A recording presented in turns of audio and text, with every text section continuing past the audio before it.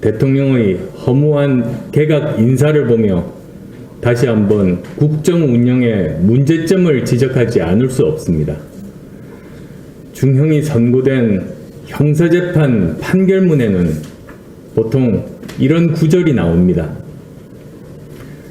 죄질이 나쁘고 장기간 지속적, 반복적으로 범행이 이루어진 점, 여러 증거에도 불구하고 끝까지 범행을 부인하고 반성의 기미를 보이지 않는 점, 그리고 피해자에게 돌이킬 수 없는 심각한 손해를 끼쳤음에도 합의하지 못한 점을 고려해 사회로부터 장기간 격리가 불가피하다. 한마디로 반성도 없고 사과도 없고 피해 보상도 하지 않았다는 것입니다. 반면 관용을 베푼 판결의 양형 이유를 보면 이런 구절이 등장합니다.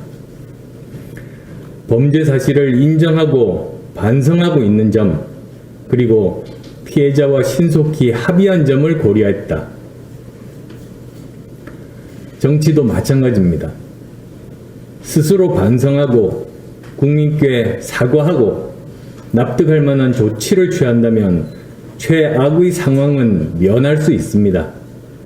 하지만 끝까지 잘못을 인정하지 않고 반성도 사과도 없이 오기만 부린다면 관용을 베풀 하등의 이유가 없습니다. 최근 문재인 정권의 국정 운영과 이번 개각이 딱 그렇습니다. 인사는 국면 전환과 전화 위복의 계기가 되어야 하는데 이번 개각은 한마디로 불난 민심의 기름을 붓는 방화 개각입니다. 도대체 왜 개각을 했는지 모르겠습니다. 이제 때가 됐으니 그동안 번호표 뽑고 기다렸던 캠코더 인사들에게 한 자리 주려는 보은 개각입니까? 특히 국토부 장관 내정자는 야당을 무시하고 국민을 무시한 오기와 독선 인사의 결정판입니다. 김현미 장관의 경질까지 포함하면 총 25번의 부동산 정책 중 잘한 것은 25번째밖에 없다는 게 민심이었는데 이런 인사라면 25번째 부동산 정책도 대실패입니다. 차라리 김현미 장관을 그대로 두는 게 국민 화를 덜 돋우는 것 아니겠습니까? 역대 어느 정권의 부동산 정책보다 이번 정부의 부동산 정책이 제일 낫다는 사람, 사장이면서도 지방에 있는 본사에는 콧배기를 비치지 않은 사람, 자기 측근들에게 용령 몰아주느라 정신없었다는 혹평까지 듣는 사람을 굳이 국토부 장관으로 임명하려는 이유가 무엇입니까? 무엇보다 정권에 부담 주고 국민에겐 분노 주는 개각 1순위 법무부 장관은 왜 빠졌습니까? 끝까지 대신 손에 피 묻힐 사람이 필요해서입니까? 아니면 법무부 장관이 이미 대통령의 통제를 벗어날 정도로 정권의 레임덕이 심각한 겁니까? 국민 대다수가 나가라고 하는 사람을 왜 감싸고 부둥켜 안고 있는지 이유를 알 수가 없습니다. 국정은 정도를 가야 하고 인사는 순리에 따라야 합니다. 내보낼 사람을 내보내지 않거나 바꾼 것이 전보다 못하다면 그런 인사는 안 하는 이만 못합니다. 이렇게 계속 순리를 거스르고 오만과 독선의 길을 고집한다면 문재인 정권의 미래는 추미애 바람에 몰락하는 추풍 낙엽 신세를 면치 못할 것입니다. 저라면 이런 인사를 하지 않겠습니다. 힘들어도 정권의 잘못을 인정하고 야당과 소통하며 국민의 뜻에 따르는 인사를 하는 것이 지도자의 현명하고 올바른 자세입니다. 이런 취지에서 저는 문재인 대통령께 다음과 같이 요구합니다. 사포 다 제외하고 졸만 바꾸는 국민 우롱 개각은 안 됩니다. 민심의 분노를 가라앉히고 국민께 희망을 보여드릴 수 있는 전면적인 개각을 요구합니다. 국민 분노 유발자 추미애 장관부터 경질하고 교체의 어떤 의미도 찾을 수 없는 국토부 장관 내정자에 대한 지명 즉시 취소할 것을 촉구합니다. 보궐선거를 앞두고 선거 주무부처인 행안부 장관에 해당 분야의 전문성도 없는 대통령 최측근을 임명한 것에 대해서도 대통령이 직접 해명해야 할 것입니다.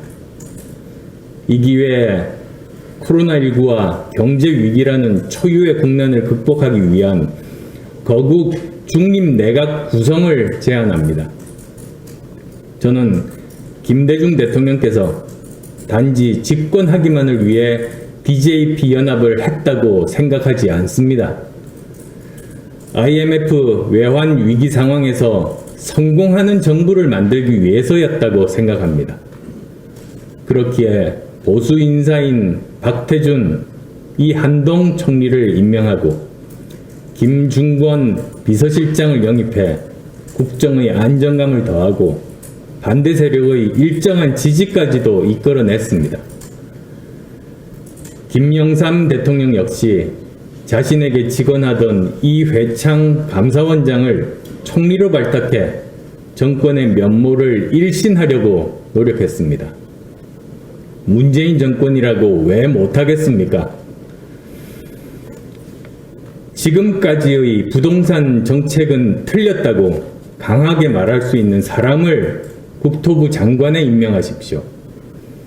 윤석열 총장과 진짜 검사를 찍어내려는 가짜 검찰개혁이 아니라 백없는 국민들도 검찰청 가는 것이 두렵지 않게 만드는 진짜 검찰개혁 할 사람을 법무부 장관에 임명하십시오.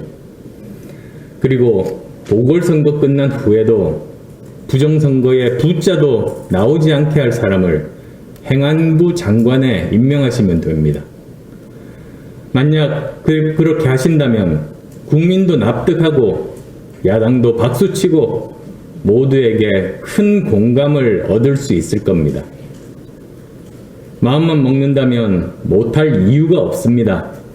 부디 역대 정권의 좋은 사례를 타산지석으로 삼아 일신하시기 바랍니다. 국민과 싸워 이기는 권력은 없다는 것이 역사의 교훈입니다. 지금까지 문재인 정권은 국민과 싸우고 역사와 싸우고 상식과 싸우고 공정과 싸워왔습니다. 이제 더 이상 이길 수 없는 싸움을 고집하기보다 국민에게 지고 야당에게 양보하고 상식을 받아들이는 것이 정권의 아름다운 마무리를 위해 꼭 필요하다는 충고를 드립니다. 이 정권의 임기가 얼마 남지 않았습니다. 그동안 독선과 폭주, 갈라치기로 이기는 것 같았지만 민심은 떠나가고 국정 동력은 떨어지고 있습니다.